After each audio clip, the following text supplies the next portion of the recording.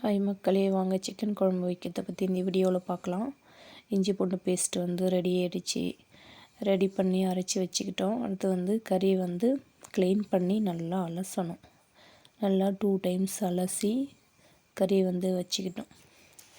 அலசி வச்சுக்கிட்டு அடுத்து கடாயை வச்சுட்டு எண்ணெயை ஊற்றிட்டு அடுத்து கடுகு போட்டுட்டு அடுத்தது வெங்காயம் போட்டு நல்லா வதக்கிட்டே இருக்கணுங்க. பாருங்கள், வதக்கிட்டே இருந்து வதக்கி முடிச்சிட்ட பிறகு சாப்பாடு பாருங்கள் ரெடி ஆகிட்டே இருக்குது. சாப்பாடு இஞ்சி பூண்டு பேஸ்ட்லாம் ரெடி பண்ணி வச்சிட்டோம். அடுத்து வெங்காயம் வதங்கிட்ட உடனே தக்காளி போட்டு நல்லா வதக்கிட்டோம்.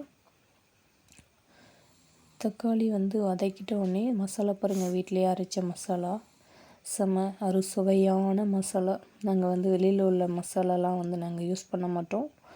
இது வீட்டிலேயே அரைச்சி நாங்கள் பயன்படுத்திகிட்டு இருக்கோம்.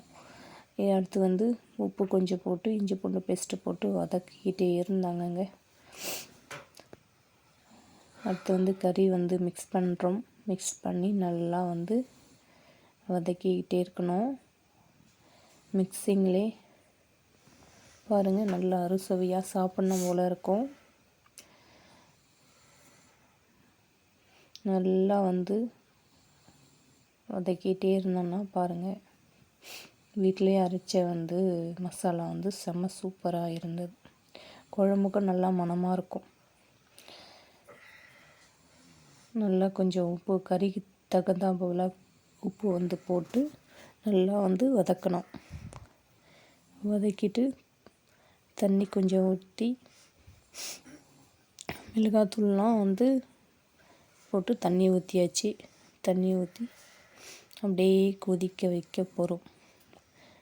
கொஞ்சம் காரம் கம்மியாக இருக்குதுன்னு கொஞ்சம் லைட்டாக காரம் மிக்ஸ் பண்ணிக்கிட்டோம்.